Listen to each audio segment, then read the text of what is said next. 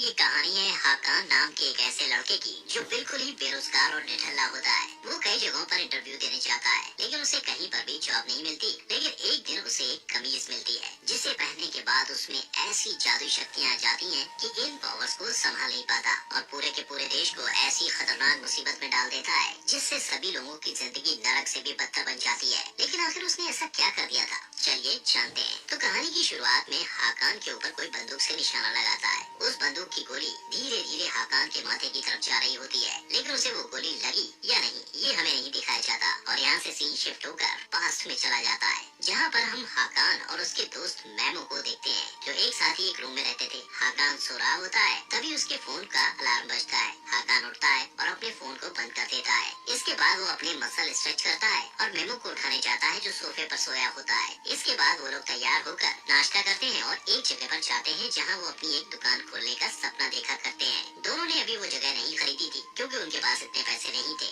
हाकान और मेमो उस दुकान के कांच के अंदर से झांकते हैं और बातें करते हैं कि वो अपनी दुकान को कैसे डेकोरेट करेंगे। उसी वक्त मेमो देखता है कि उनके फ्यूचर की दुकान एक अरबपति बिजनेसमैन फैसल एडम की कंपनी कैविडेन होल्डिंग के ठीक बगल में है। इसके बाद हाकान अपने पिता नेसेट कोलमार्क से मिलने के लिए जाता है। रास्ते में उसकी मुलाकात अपने पड़ोसियों और दोस्तों से भी होती है। वो सड़क के किनारे के बाजार में भागते हुए दिखता है और कई बाजारों, सड़कों और कोनों की दुकानों से होते हुए गुजरता है। इस बीच रास्ते में उसे एक औरत मिलती है जिसका नाम टरकोन था। वो लोगों का भविष्य बताती है और हाकान से कहती है कि जल्द ही उसका भविष्य बदलने वाला है जहाँ वो कुछ बड़ा और कुछ अलग करने वाला है। लेकिन हाकान वहाँ से चला जाता है क्योंकि उसे किस्मत की बातों पर यकीन नहीं होता। हाकान अपने पिता के पास पहुँचता है। यहाँ उसे पता चलता है कि हाकान अनाथ है और नेसेट हाकान के पिता नहीं है, उन्होंने उसे गोद लिया था। हाकान अपने पिता से मिलता है जो 600 साल पुरानी दुकान के मालिक थे और वो कुछ पुरानी और हाथों से बनी चीजें बेचते हैं। हाकान अपने पिता को अपनी एक दुकान खोलने के प्लान के बारे में बताता है लेकिन नेसेट उसका मजाक उड़ाते हैं और उसके पहले के कामों के बारे में बताते हैं जो नाकामयाब हो चुके थे। हाकान उन्हें ये कहकर मनाने की कोशिश करता है कि उसकी दुकान बिल्कुल नई है और बहुत अच्छी जगह पर है, लेकिन नेसेट उसे नजरअंदाज कर देते हैं और उसे एक लड़की को कारपेट देकर आने के लिए कहते हैं जो वहाँ घूमने आई थी और उसने एक दिन पहले उस कारपेट का ऑर्डर किया था।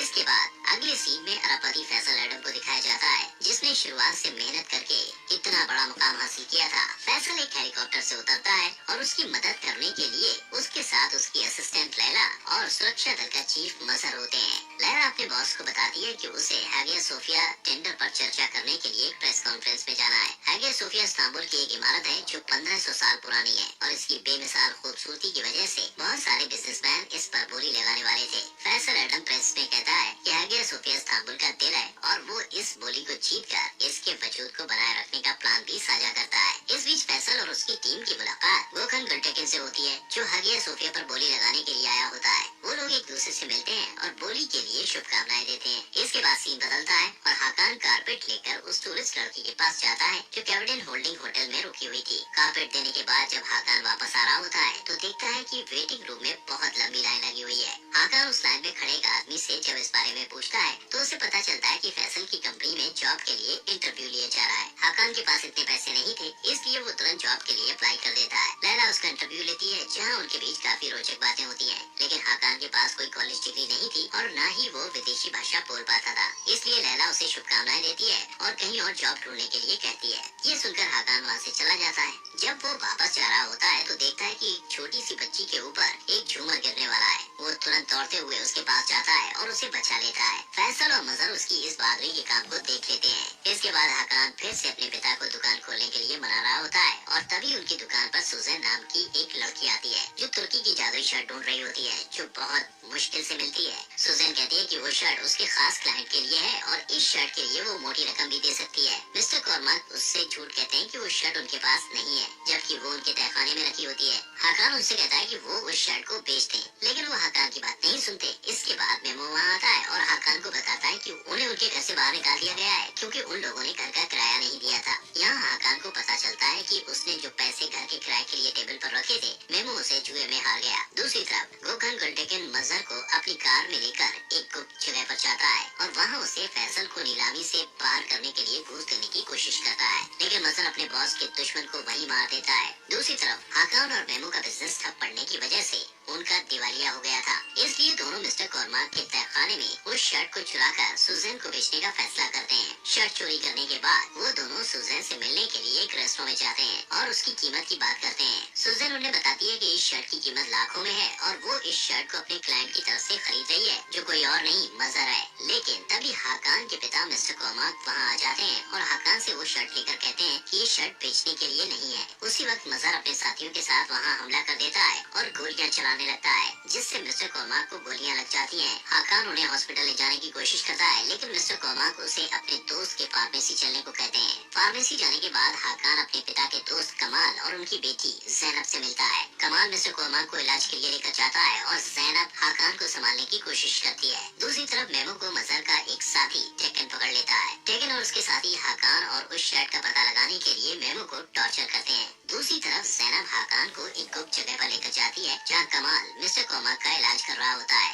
हाकान कमाल पर गुस्सा हो जाता है क्योंकि वो उसके पिता को हॉस्पिटल लेकर नहीं गया था। मिस्टर कॉर्माक कहते हैं कि अब बहुत देर हो चुकी है। वो हाकान को कमाल और जैनब के साथ रहने को कहते हैं क्योंकि वो लोग ही हाकान को सारी सच्चाई बता सकते हैं। वो हाकान को उन ताकत पर विश्वास करने को कहते हैं जो उसे किस्मत से मिली होती है। इतना कहने के बाद मिस्टर कॉर्माक की मौत हो जाती है और हाकान सदमे में होता है। फिर कमाल और जैनब अपने बारे में बताते हुए कहते हैं कि वो लोग वफादार प्रोटेक्टर हैं, जिन्हें हाकान और उस शर्ट की हिफाजत करने की जिम्मेदारी मिली है। वो बताते हैं कि हाकान भी एक प्रोटेक्टर है, जिसका काम ऐसे लोगों को रोकना है जो कभी मर नहीं सकते हैं। ये वो बुराई है जो कभी भी किसी का रूप ले सकती है और इस्तांबुल के साथ पूरी दुनिया को बर्बाद करना चाहते हैं। इन्हें इमॉर्टल्स कहा जाता है। ये सब सुनकर हाकान को लगता है कि वो पागल हो जाएगा और उसे इन बातों पर विश्वास नहीं होता है। कमाल इस बात को साबित करने के लिए हाकान को वो शर्ट पहनने को कहता है। हाकान उसकी बात मानकर जैसे ही शर्ट पहनता है, वो शर्ट उसके शरीर का हिस्सा बन जाती है। साथ ही उसके सीने में प्रोटेक्टर का एक जादुई निशान बन जाता है। इसके बाद जैनब उसकी तरफ बंदूक से निशाना लगाती है और गोली चलाती है। ये वही सीन होता है जो इस एपिसोड की शुरुआत में दिखाया जाता है। बंदूक की गोली हाकान के माथे पर लगती है, लेकिन माथे से टकराकर उछल जाती है, जिससे साबित हो जाता है कि हाकान प्रोटेक्टर है। इसके बाद कमाल हाकान को उन इमॉर्टल और प्रोटेक्टर्स के बीच हुई लड़ाई के बारे में बताता है।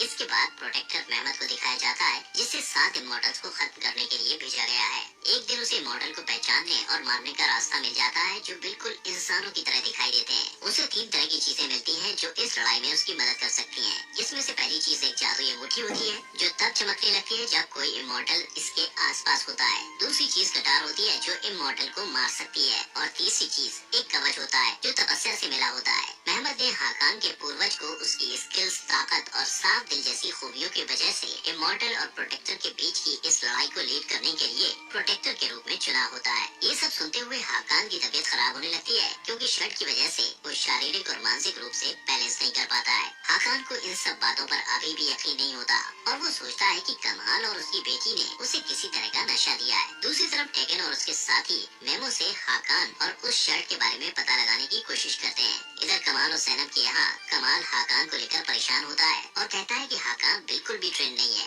और इमॉर्टल लड़ने के लिए तैयार नहीं है, इसलिए वो हाकान को लड़ाई के लिए तैयार करने का फैसला लेता है। इस बीच हाकान उस जगह से भाग जाता है और वापस अपने अपार्टमेंट पे आ जाता है, जहाँ उसे पता चलता है कि टेकन उसका पता लगाने के लिए आस पड़ोस में पूछताछ कर रहा है। वो घबरा जाता है और अपने कमरे में ये सोचकर जाता है कि मेमो वहाँ होगा, लेकिन उसे मेमो नहीं मिलता। उसी वक्त उसकी नजर एक अजीब से डिब्बे पर पड़ती है, जिसमें एक बंदूक के साथ एक तस्वीर होती है, जो 1989 के समय की ली गई थी। उस तस्वीर में कमाल, नेसेट और मुराद नाम का एक आदमी था। इस बीच जैनब हाकान को ढूंढते हुए वहाँ आती है और वो लोग बात कर रहे होते हैं। तभी टेकन हाकान को मेमो के फोन से मैसेज करता है और उसे सुल्तान अहमद स्क्वायर मिलने के लिए बुलाता है। हाकान को लगता है कि मेमो ने उसे मिलने बुलाया है, इसलिए वो जैनब के साथ उससे मिलने के लिए चला जाता है। दूसरी तरफ कमाल सुजैन से मिलने के लिए आता है, ताकि वो पता कर सके कि उसे वो शर्ट किसके लिए चाहिए थी। उसे लगता है कि सुजैन के जरिए वो इमॉर्टल का पता लगा सकता है, लेकिन तब तक बहुत देर हो चुकी होती है, क्योंकि मजहर ने आम आदमी बन के सुजैन को मार दिया था, क्योंकि उसे डर था सुजैन उसकी पहचान लोगों के सामने ला सकती है।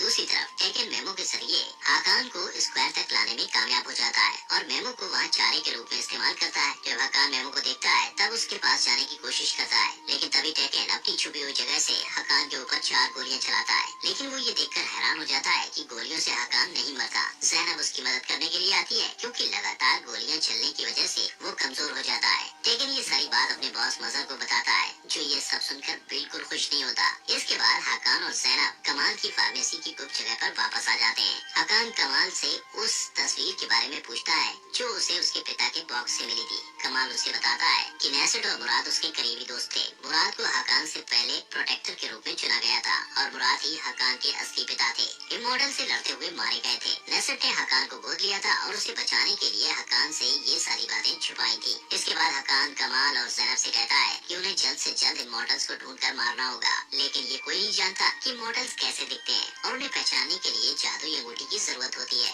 दूसरी तरफ फैसल हकान की बहादुरी देखकर उससे काफी ज्यादा खुश था, इसलिए वो लैला को उसे सुरक्षा दल का हिस्सा बनाने के लिए कहता है। वहीं दूसरी तरफ हम देखते हैं कि टेकन मजहर को हकान के बारे में कुछ जरूरी बातें बता रहा होता है। वो नेसिर का बैकग्राउंड चेक करता है और मजहर को एक फाइल देता है जिससे पता चलता है कि उसका हकान और उस शर्त से कोई रिश्ता है। दूसरी तरफ कमाल हकान को उसके पूर्वजों के बारे में बताता है कि उन्होंने कैसे इस्तांबुल और पूरी दुनिया को प्लेग और अकाल से बचाया था जो इमॉर्टल्स की वजह से फैला था। कमाल हकान को अपने दिमागी स्थिति को काबू करना सिखाता है ताकि जादुई शर्तों से प्रोटेक्ट कर सके। वो हकान के हाथों में गर्म पत्थर का टुकड़ा रख देता है जिससे हकान ज्यादा से ज्यादा दर्द बर्दाश्त करना सीख सके और वो इमॉर्टल्स का सामना कर पाए। वो उसे लड़ना सिखाता है। इसके बाद कमाल हकान और ज़ैनब को बड़े वफादार से मिलने के लिए कहता है जिसके पास जादुई अंगूठी होती है। वो कहता है इमॉर्टल उस अंगूठी को पाने के लिए कभी भी उनके पीछे आ सकते हैं, इसलिए ये देखना जरूरी है कि अंगूठी सही हाथों में है। प्रोटेक्टर को इमॉर्टल्स का पता लगाने और उन्हें खत्म करने के लिए तीनों जादुई चीजों की जरूरत होती है, जिसमें से जादुई शर्ट हकान के पास होती है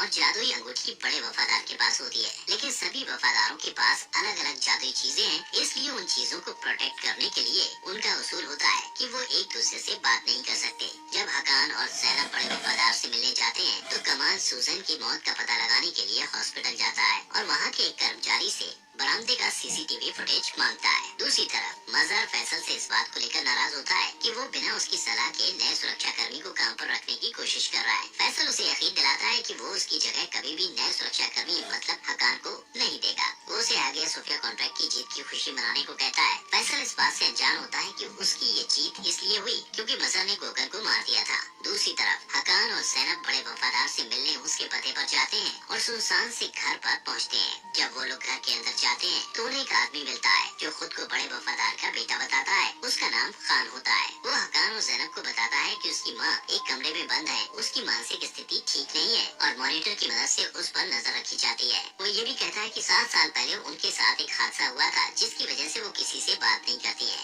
खान दोनों को अपनी माँ के कमरे में लेकर जाता है और खुद दूसरे कमरे में चला जाता है जहाँ से मॉनिटर की मदद से वो उन पर नजर रखता है। हकान बड़े वफादार को अपने सीने का जादुई निशान दिखाता है, जिसके बाद वो अपना मुंह खोलती है और बताती है कि खान उसका बेटा नहीं है और उन्हें फंसाया जा रहा है। वो हकान को जादुई अंगूठी देती है लेकिन उसका स्टोन गायब होता है। इस बीच खान वहाँ आ जाता है लेकिन वफादार उसे गोली मार देती है। अब इससे पहले कि खान जिनके लिए काम करता था वो लोग यहाँ पहुँचे, हकान और ज़ैनब सीसीटीवी फुटेज को खत्म कर देते हैं और वहाँ से निकल जाते हैं। वफादारों ने विश्वास दिलाती है कि वो खान के आदमियों को संभालेगी। दूसरी तरफ फैसल हकान को सुरक्षा दल में शामिल करने के लिए काफी सीरियस होता है, इसलिए लैला हकान को कॉल करके फैसल से मिलने के लिए बुलाती है। हकान उसकी बात मानकर फैसल से जॉब के बारे में बात करने के लिए चाहता है और यहाँ उसकी मुलाकात मजहर से होती है। मजहर को ये नहीं पता होता कि वो वही हकान है जिसके पास वो जादुई शर्ट है और जिसका पीछा वो इतने दिनों से कर रहा है। इस बीच मजहर किसी को कॉल करता है और खान के बारे में पूछता है, जिससे ये पता चलता है कि मजहर ने ही खान को उस वफादार के घर में भेजा था। हकान को जब ये पता चलता है तो वो वहाँ फैसल के लिए सिक्योरिटी का काम करने के लिए तैयार हो जाता है, क्योंकि उसे लगता है कि वहाँ काम करते हुए उसे मजहर के बारे में और भी कुछ